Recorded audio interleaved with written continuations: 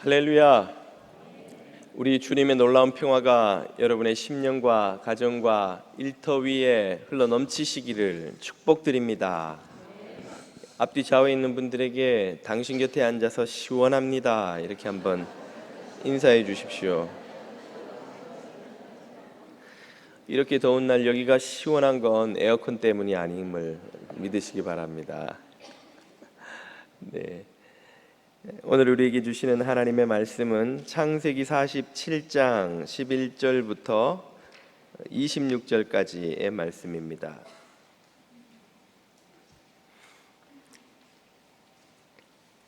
창세기 47장 11절부터 26절까지입니다.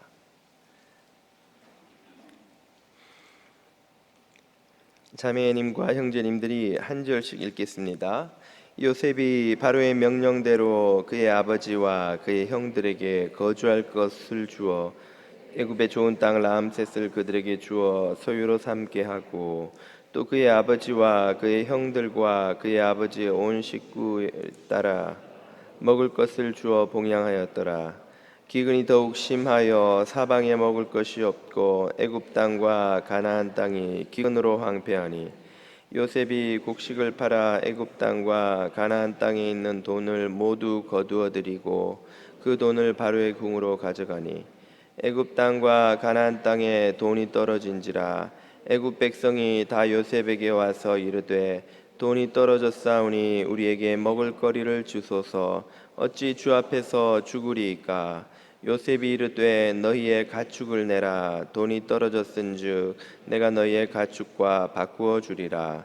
그들이 그들의 가축을 요셉에게 끌어오는지라 요셉이 그 말과 양떼와 소떼와 나귀를 받고 그들에게 먹을 것을 주되 곧 그 모든 가축과 바꾸어서 그의 동안에 먹을 것을 그들에게 주니라. 그 해가 다 가고 새해가 되매 무리가 요셉에게 와서 그에게 말하되 우리가 주께 숨기지 아니하나이다. 우리의 돈이 다하였고 우리의 가축대가 주께로 돌아갔사오니 주께 낼 것이 아무것도 남지 아니하고 우리의 몸과 토지뿐이라. 우리가 어찌 우리의 토지와 함께 주의 목전에서 죽으리이까? 우리 몸과 우리 토지를 먹을 것을 주고 사소서. 우리가 토지와 함께 바로의 종이 되리니 우리에게 종자를 주시면 우리가 살고 죽지 아니하며 토지도 황폐하게 되지 아니하리이다. 그러므로 요셉이 애굽의 모든 토지를 다 사서 바로에게 바치니 애굽의 모든 사람들이 기근에 시달려 각기 토지를 팔았음이라. 땅이 바로의 소유가 되니라. 요셉이 애굽 땅이 끝에서 저 끝까지의 백성을 성읍들에 옮겼으나 제사장들의 토지는 사지 아니하였으니 제사장들은 바로에게서 녹을 받음이라. 바로가 주는 녹을 먹음으로 그들이 토지를 팔지 아니함이었더라. 요셉이 백성에게 이르되 오늘 내가 바로를 위하여 너희 몸과 너희 토지를 샀노라. 여기 종자가 있으니 너희는 그 땅에 뿌리라. 추수의 5분의 1을 바로에게 상납하고 5분의 4는 너희가 가져서 토지의 종자로도 삼고 너희의 양식으로도 삼고 너희 가족과 어린아이의 양식으로도 삼으라. 그들이 이르되 주께서 우리를 살리셨사오니 우리가 주께 은혜를 입고 바로의 종이 되겠나이다. 요셉이 애굽 토지법을 세우니 그 5분의 1이 바로에게 상납되나 제사장의 토지는 바로의 소유가 되지 아니하여 오늘까지 이르니라. 아멘. 지난주에 우리는 교회 창립 47주년, 광복 74주년을 기념했습니다만 우리 이민사회가 기억해야 할 또 하나의 사건이 있습니다. 134주년을 기념하는 이 사건이 무엇일까요? 맞추시는 분들께는 오늘 제가 점심을 거나하게 쏘도록 하겠습니다. 추측하시기 어려우시리라 생각되는데요. 134년 전 미주 한인 이민 공동체가 처음으로 시작되었습니다. 1885년 유학생, 외교관, 상인, 그리고 서재필 등 정치인 50여 명이 조선인으로서는 처음으로 미국 샌프란시스코에 이주하여 정착하는 사건이 있었지요. 이 사건은 그 기록이 자세하지 않기 때문에 세부적인 사항들은 좀 알려져 있지 않습니다만, 그보다 좀 더 자세한 기록이 남아 있는 2차 이주 사건은 1903년 1월 13일에 있었던 102명의 조선인들이 하와이로 이주한 사건입니다. 그들은 미국 상선 갤리코를 타고 인천 제물포항을 떠나서 하와이주의 오하우 섬에 그해 1월 13일에 도착을 했습니다. 지금 보는 사진이 하와이 사탕수수밭에서 일하는 그 조선인 노동자들의 모습인데요. 사탕수수밭 농장주들이 임금 인상을 요구하는 일본인 노동자를 대신해서 좀 더 저렴한 값싼 노동력을 찾다가 조선인들을 주목한 것이죠. 그렇게 해서 시작된 하와이로의 조선인 이주는 1905년까지 7,226명에 이르는 이주자가 있었다고 합니다. 지금 이 사진은 고종 황제의 탄신일을 축하하기 위해 그 노동자들이 모여 잔치를 벌이는 것이고요. 이때를 기준으로 한다면 미국 한국인의 이민사는 116주년이 되겠습니다. 이 하와이에 이주한 조선인 노동자들의 초기 이주 정착사를 보면 참 웃지 못할 애환들이 많이 있었는데요. 그 중에 하나가 이 노동자들의 결혼 문제였습니다. 이주를 처음 할 때는 다 젊은 노동력이 필요하니까 많은 총각들이 왔는데 10년, 20년, 30년이 지나다 보니 이들이 결혼을 해야 하는데 결혼할 조선인 처녀가 없는 거예요. 그러다 보니 이제 호라비로 중년이 되고 나이가 들어가니 그만 이 신세를 비관한 노동자들이 농장에 일하러 나오지도 않고 술과 노름으로 참 세월을 보내는 것을 보고는 농장주들이 고민이 되어서 이제 아이디어를 낸 것이 일본인 노동자들이 그랬던 것처럼 조선인 처녀들을 데려오자 하는 것이었습니다. 그래서 소위 사진 결혼이라는 풍습이 시작되었는데요. 바다 건너 있다는 그 청년의 사진 한 장만 달랑 보고 조선인 처녀들이 그 태평양 바다를 배 타고 건너와서 하와이에 정착해 결혼하게 된 것이죠. 이 처녀 하나를 데려오는데 당시 돈으로 200불이 들었다고 합니다. 노동자들 한 달 월급이 13불일 때니까 200불이라는 거금을 구할 수가 없어서 농장주들이 먼저 빌려주고 이제 처녀가 오면 그 후에 차차 갚도록 그렇게 했다는 것인데요. 당시의 사진을 보고 이 하와이에 도착한 처녀들이 자신들을 맞으러 온 그 남편을 막상 보고는 이 사진이 다 10년, 20년, 심지어는 30년 전에 찍은 사진이니 분명히 자기는 총각을 보고 왔는데 중년의 아저씨가, 심지어 어떤 경우는 할아버지가 와서 자기를 데려가려고 하니 배에서 안 내리겠다고 막 울고 불고 해서 막 달래고 얼르고 돌아가려면 왕복 400불을 갚아야 보내줄 수 있다고 막 얼르고 해가지고는 그래서 울며 가정을 이루어서 살았다 하는 참 안타까운 기록도 있습니다. 그런 애환을 품고 시작된 이민 역사가 벌써 100여 년을 훌쩍 넘어섰지요. 지금 미주에 거주하는 한인 이민자는 270여만 명을 웃돌고 있습니다. 그 중에서 이 뉴욕, 뉴저지, 펜실베니아 인근에는 약 44만 명 정도가 거주해서 LA 인근을 제외하고는 미국에서 가장 많은 한인 거주지로 두 번째로 많은 것이 되겠죠. 거주지로 인정받고 있습니다. 아마 이민자들의 그 애환을 한번 이야기해 보자고 한다면 여기서 책 한 권 못 쓰실 분들은 아무도 없으시리라 생각됩니다.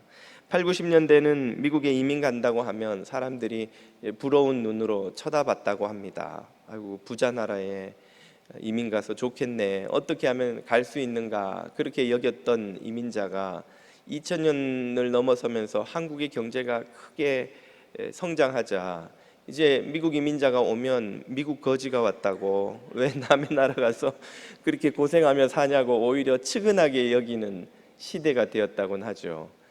이번 여름에도 한국 갔다 오신 교우분들의 이야기를 들어보니까 얼마나 참 잘 입고 잘 먹고 누리며 사는지, 내가 제일 시골 촌놈 같더라는 거예요. 미국에서 간. 그만큼 참 한국 사회가 발전하다 보니까 우리 미주뿐 아니라 그 중미, 남미, 또 일본처럼 이민자 커뮤니티가 형성된 곳마다 이제는 이민자보다 역이민이 더 늘어서 이민자 커뮤니티가 자꾸만 줄어가는 이제 고민을 하는 시기가 되었습니다. 성경을 보면 이스라엘의 역사는 참으로 이민자의 역사라고 해도 과언이 아닙니다. 그들의 조상인 아브라함부터가 벌써 갈대아 우르를 떠나 가나안이라는 땅에 정착해 산 이주자였지요. 그들의 후손인 이스라엘 민족도 아수르로, 바벨론으로, 로마 제국 전역으로 디아스포라 유대인이 되어서 그들의 고국을 떠나 산 시기가 정착해 산 시기보다 훨씬 많을 정도로 그들의 역사는 대부분 이민의 역사 혹은 이주의 역사라고 해도 과언이 아닙니다. 오늘 읽은 본문의 주인공으로 등장하는 이 요셉도 자신의 의사와 상관없이 팔려나가 애굽에서 어쩔 수 없이 이주하여 살게 된 참 이주자요, 이민자라고 할 수 있겠습니다. 그가 17살 때 애굽으로 왔으니 우리로 치자면 1.5세쯤 될까요? 그의 형제들이자 야곱의 패밀리는 다 장성에서 온 것이니 1세가 되겠지요.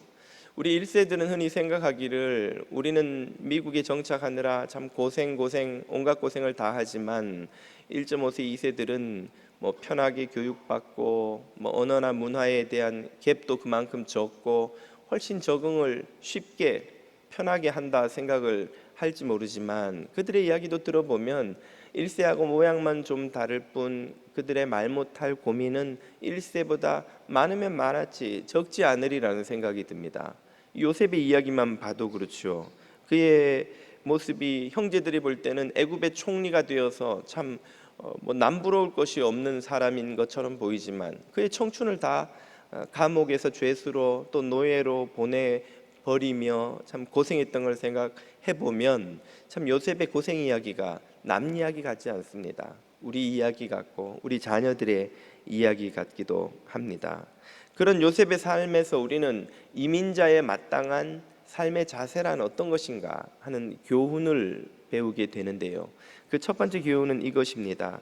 그것은 바로 뿌리를 잇지 않는 이민자였다는 것이죠.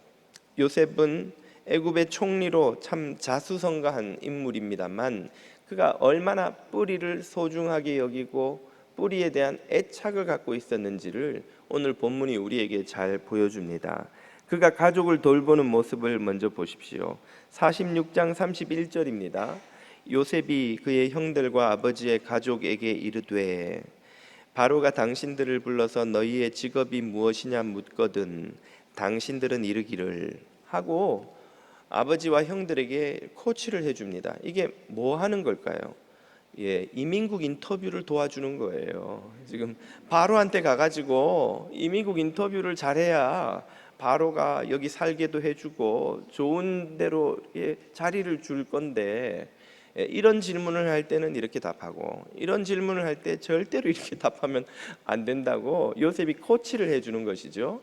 우리도 시민권이나 영주권 인터뷰를 할 때가 있으면 뭐 그렇게 아니더라도 한국에 올 때 예전에는 그 비자 인터뷰를 그 한국에 있는 미국 대사관 가서 다 하지 않았던가요?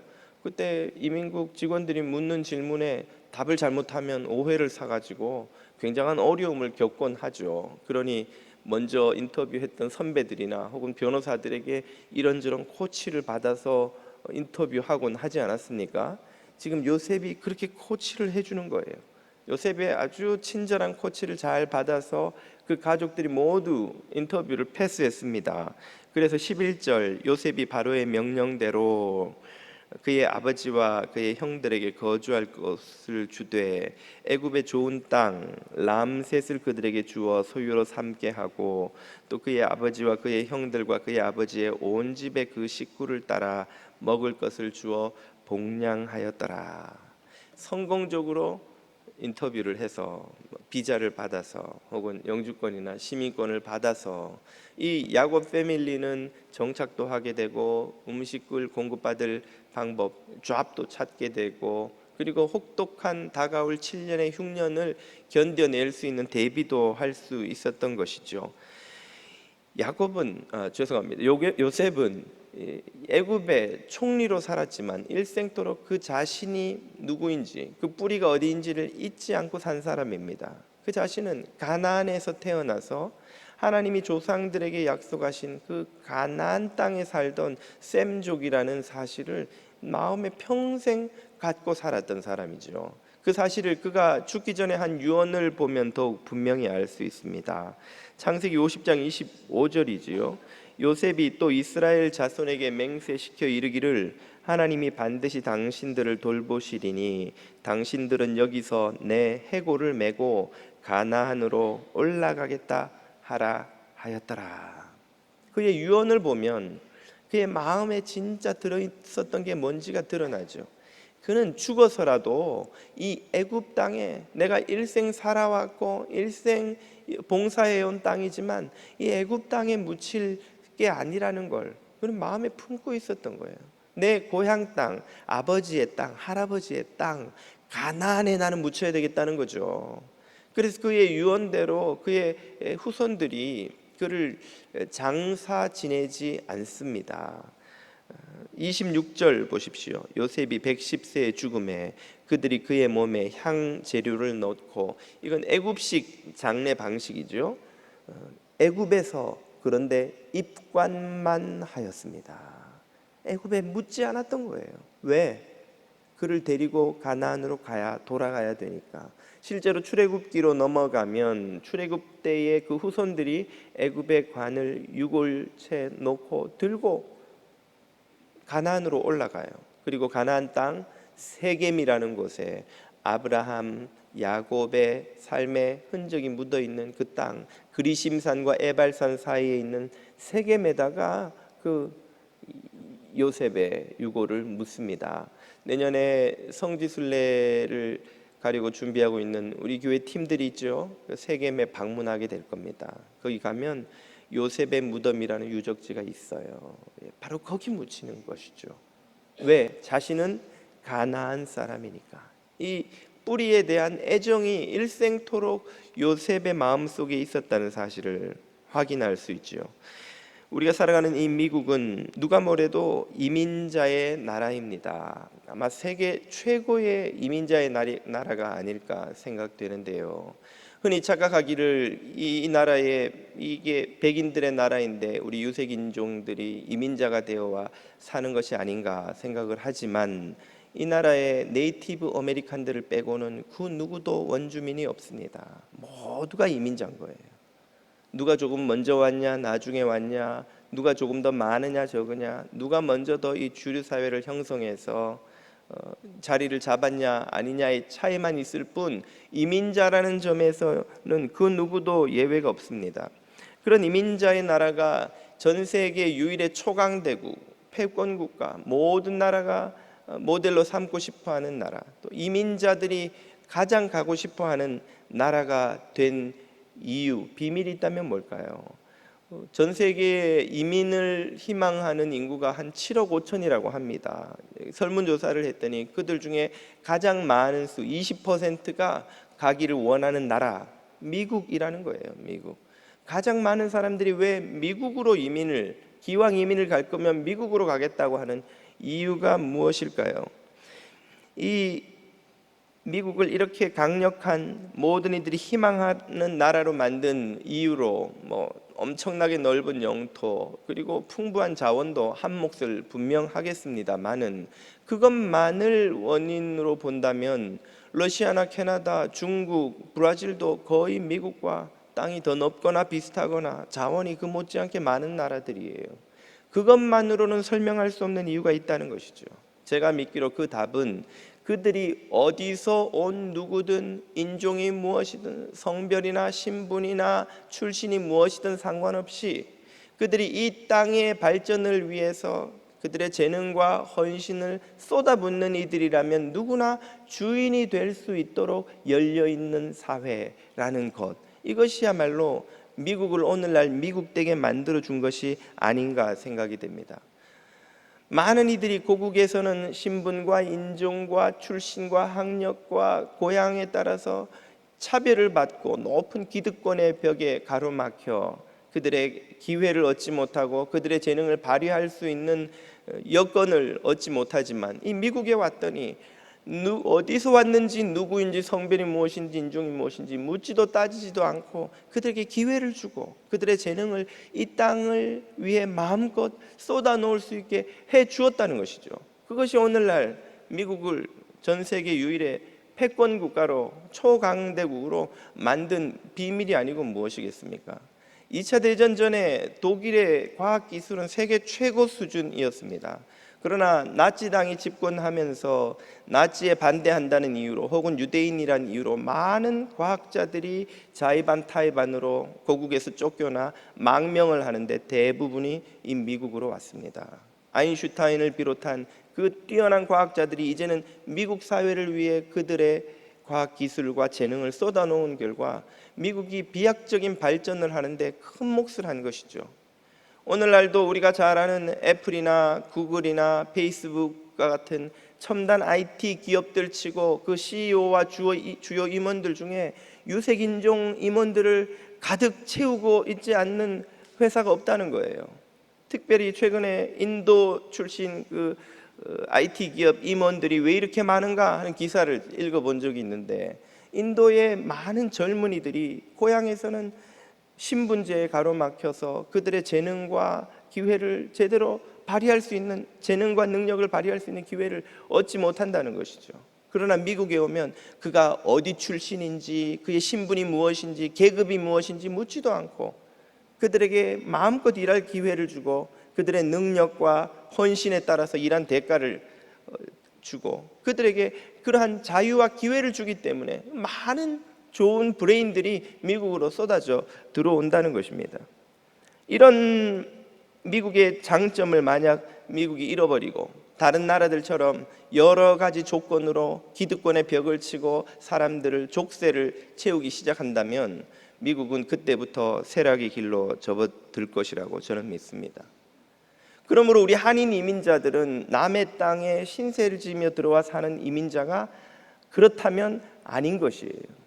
우리도 이민자의 나라로, 이민자에 의해서 발전한 이 이민자가 세워가는 나라에 기여하라고 초청받은 이민자들 중에 하나인 것이죠.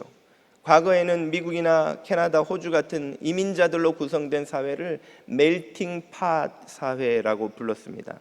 용광로 같이 이 각국에서 온 다른 인종, 문화의 사람들이 모두 녹아들어서 하나의 사회를 형성하게 된다고 해서 멜팅 팟이라고 불렀습니다만, 오늘날에는 그보다 샐러드 보울이라고 불러야 한다고들 하죠. 샐러드 보울이 멜팅 팟과 다른 점은 멜팅 팟처럼 그 구성 요소, 각 문화와 인종의 특질들이 녹아서 사라지는 게 아니라는 거예요. 그들이 각각 그들이 온 출신지의 문화와 전통과 그 특질들을 그대로 간직한 채 그것이 공동체를 더 다양하게 만들고 공동체를 더 발전시킬 수 있는 그 원동력으로 오히려 그 고유성이 사용되어서 그렇게 발전하는 사회를 만들어가는 곳이 바로 미국이라는 것이죠. 그러므로 우리가 미국인이 되기 위해서 자신을 애써 지우려 할 필요가 없다는 것입니다.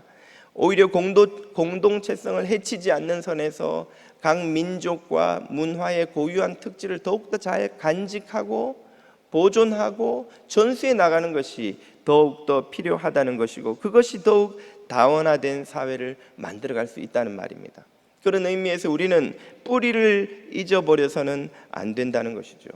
한인 사회의 중심이 되고 있는 이 한인 교회에서 그러므로 한글 교육을 하고 역사 교육을 하는 것은 지극히 자연스럽고 당연한 일이라고 하겠습니다. 또 한인 부모들이 자녀들에게 코리안 아메리칸이라는, 우리는 코리아에서 온 아메리칸이라는 이 정체성을 끊임없이 잊지 않고 교육시키는 것도 지극히 필요한 일이라고 할 것입니다. 괜히 성경이 그 긴 족보 이야기를 써놓고 있는 게 아니에요. 마태복음이나 누가복음, 구약의 역대기 같은 곳을 보면 누가 누구를 낳고 누가 누구를 낳고 누가 누구를 낳고, 도대체 뭘 그렇게 낳은 이야기가 중요한가? 예수 믿고 천국 가라고 한 줄만 써놓으면 되지 싶은 생각이 여러분 성경을 읽을 때 드실지 모르겠습니다만, 성경이 그 긴 족보 이야기를 써놓는 데는 이유가 있는 거예요. 앞선 나라들이 엄청난 돈과 인력을 써서 그들의 문화, 전통, 역사, 유적들을 발굴해서 연구하고 그것을 박물관에 전시하면서 다음 세대에게 끊임없이 자신들이 얼마나 전통과 역사를 가진 민족인지 나라인지를 끊임없이 교육하는 것이 괜히 그러는 것이 아닙니다. 뿌리가 없는 공동체는 지속적으로 번영할 수 없기 때문에 그런 거예요. 뿌리 없이 그저 한 사람이 좀 뛰어나서, 한 가정이 운 좋게 부를 누려서, 한 세대가 운 좋게 성공을 해서 잘 사는 일은 있을 수 있습니다. 그러나 뿌리 없는 공동체는 그 번영이 지속되지 못한 채 잠시 한철 푸르고 쓰러지고 마는 나무처럼 열매 맺지 못하는 거예요. 뿌리가 깊은 나무라야 그 이파리가 사시사철 푸르면서 열매를 맺으며 씨를 퍼뜨려 그 주변까지 넓혀가고 숲을 이루는 큰 성장을, 지속적인 성장을 이룰 수 있다는 것이죠. 그러므로 우리 미주의 한인 공동체는 뿌리를 잊지 않고 그 뿌리를 간직하고 오히려 뿌리의 가치를 더욱더 발견하고 보존하고 가르쳐 나아가는 공동체가 되어야 될 줄로 믿습니다. 요셉에게서 배우는 이민자의 두 번째 교훈은 이것입니다. 그것은 바로 딛고 살아가는 땅, 애굽에 그가 충성스러운 일꾼이었다 하는 것이지요. 본문 26절은 이 11절부터 이어진 모든 사건을 요약하면서 이렇게 정리해 줍니다. 요셉이 애굽의 토지법을 세우매 그 5분의 1이 바로에게 상납되나 제사장의 토지는 바로의 소유가 되지 아니하여 오늘까지 이르니라. 26절 전에 이집트에 닥친 그 7년의 흉년을 어떻게 요셉이 지혜롭게 극복했는가가 자세히 설명됩니다. 우리가 시간 관계상 그것을 다 다시 읽고 설명하지는 않겠습니다만, 우리가 기억해야 될 것 중에 하나는 흉년이 고대세에게 가한 위협은 오늘 우리가 느끼는 것과 차원이 다르다는 것이죠. 오늘날은 저수지가 가는 곳마다 있고 물탱크가 있고 관계수로가 발전해 있고 또 땅을 깊이 파서 지하수를 끌어오는 등 여러 가지 방식으로 물 문제를 이미 해결한 사회에서 살아가기 때문에 흉년이 왔다는 걸 도시에서 사는 사람들은 특별히 그 의미도 잘 느끼지 못하고 지나가곤 합니다. 그러나 고대 세계에서 물이란 오로지 하늘에서 떨어지는 비밖에는 없었고, 기껏 해봐야 우기에서 우기 사이의 건기를 버틸 수 있는 조그만 물저장고 정도가 전부였던 시절에 7년이나 이어진 대흉년은 그야말로 그 문명 자체를 붕괴시켜 버릴 수 있는 위협이었던 거예요. 실제로 많은 고대 문명의 붕괴 원인을 연구하는 학자들은 큰 지속적인 흉년 혹은 감당하기 힘든 홍수 혹은 지진과 같은 자연재해 때문에 그 공동체가 파괴되고 사람들이 이주해 가면서 한때 번성했던 문화들이 쓸쓸히 참 밀림 속에 돌더미만 남긴 채 사라져 갔다는 그런 보고를 많이 하고 있습니다. 만약에 이 7년의 흉년을 지혜롭게 대처하지 못했다면 애굽이라는 국가, 문명 자체가 붕괴돼 버릴 수도 있는 그런 위협이었던 거예요. 요셉은 아주 현명하게 7년 풍년 동안에 이 7년 흉년에 쓸 곡식을 잘 저장하고, 그리고 그 곡식을 또 아주 효과적인 방식으로 백성들을 잘 배분하고 살리는 방식으로 사용해서 7년의 흉년을 잘 이겨냈을 뿐 아니라 그 애굽의 토지법, 토지제도까지 확립합니다. 이 토지제도는 정말 이 애굽이 지속 가능한 성장을 할 수 있도록 만들어준 것이라고 해도 과언이 아닌데요. 그렇게 만든 토지법은 20%의 소작료를 내는 방식이죠. 여러분, 고대 세계에서 20%의 소작세라는 건 엄청나게 너그러운 소작세입니다. 대부분의 고대 세계는 최소 40에서 50, 많게는 6, 7, 80%까지 땅 주인이 그 농산물을, 그 수확물을 가져가요. 그리고 남아있는 20 혹은 3, 4, 50%밖에 안 되는 것 가지고 대부분의 소작인들은 살아가는 게 고대인들의 삶이었습니다. 그런데 애굽은 20%만 바로에게 내면 나머지 80%의 수확물을 자기가 가져갈 수 있는 거예요. 이건 땅을 소유할 때보다 사실은 더 안전하고 풍요로운 삶을 보장해주는 방식인 것이죠.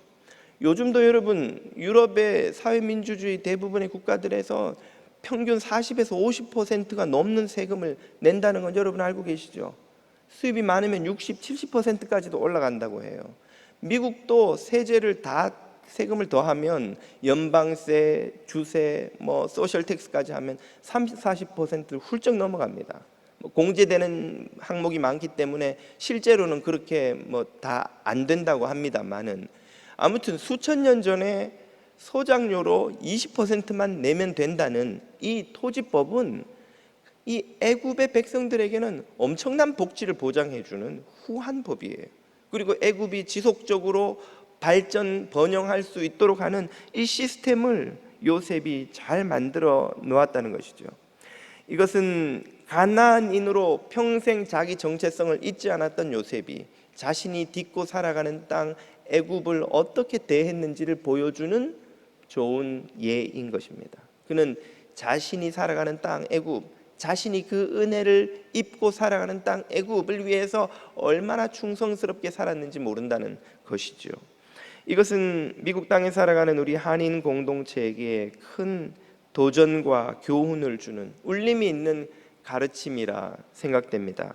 오늘 우리는 아마도 대부분이 시민권, 영주권 아니면 일반 체류자일 텐데요. 만약 우리가 시민권자라면 선서를 하고 미국의 국민이 되기로 한 사람들입니다.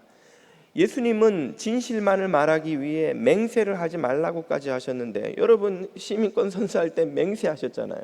그거 맹세거든요.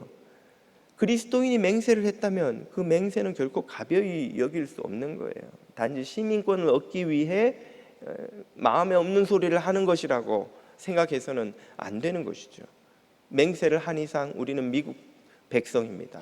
그리고 이 미국이 우리에게 있어서 제2의 조국이 된 것이죠. 시민권자가 아니라 할지라도 영주권자나 일반 체류자는 국적이 다른 나라인 것은 사실입니다만, 우리야 대부분 아마 한국일 가능성이 크겠죠. 그렇다 할지라도 우리가 이 땅에 발 딛고 살아가는 동안은 이 땅에서 나오는 음식을 먹고 이 땅의 시스템으로 보호를 받고 이 땅의 은혜를 입고 살아간다는 사실은 변함없는 거예요. 그 점에 있어서는 시민권자나 다른 이들이나 다른 점이 없습니다. 그 말은 곧 우리가 당연히 이 땅을 사랑하고 이 땅을 위해 봉사하고 이 땅을 위해 발전하는 데 헌신해야 한다는 것이죠.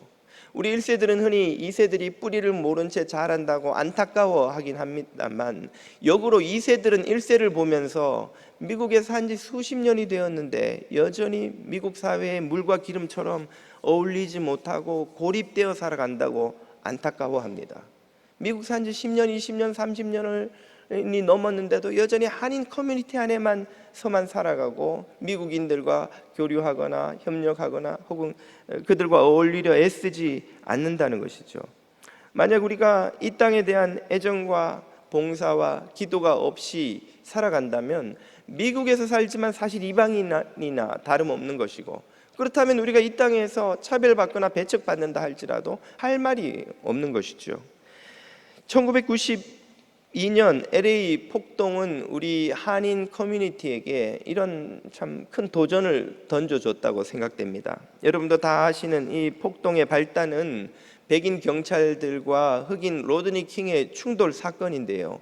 왜 애꿎은 한인타운이 표적이 되어서 막대한 피해를 입은 것입니까? 백인타운과 그 흑인타운 사이에 그 한인타운이 끼어 있었다는 것도 한 이유가 되겠습니다만, 그보다 더 본질적인 문제는 그동안 한인 사회를 향해 쌓여 있었던 그 흑인 커뮤니티의 분노가 폭발했다는 것이죠. 뭐가 그렇게 한인들한테 화가 나 있는가? 흑인 타운에 가게를 열어서 거기서 돈을 벌면서 정작 흑인들은 멸시하고 그 타운을 위해서는 아무런 기여도 도네이션도 하지 않으면서 그 돈을 갖고 백인들 타운에 가서 좋은 집에서 자기들끼리 산다는 그런 불만이 흑인들 마음속에 가득했다는 것입니다.